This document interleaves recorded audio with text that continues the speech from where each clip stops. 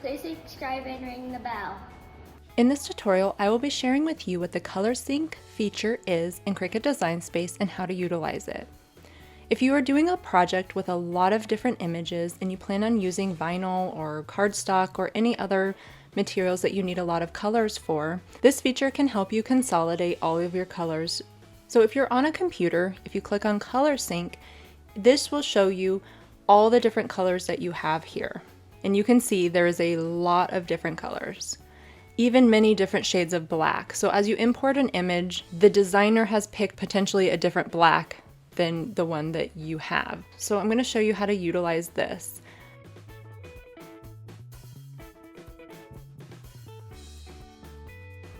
On an iPhone or iPad, you can find the Color Sync feature on the bottom next to the Layers tab that says Sync.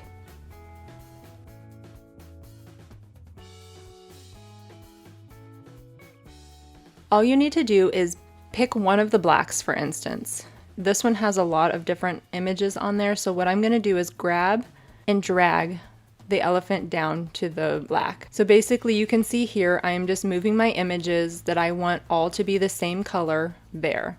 So when you go to make it, you do not have 12 different images saying that they're different shades of black.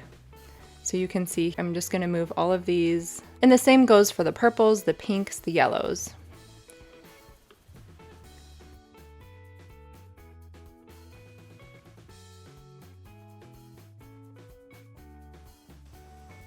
There you go. Now you can see that the colors are a lot more manageable as far as cutting out. So this is the benefit of using the Color Sync feature. So when you go to make it, you're only going to have 17 colors versus 61 different colors that you would need to cut individual images out on. I hope this tutorial will help you understand how to better use the Color Sync feature while crafting. If you love my mommy's video, give her a thumbs up.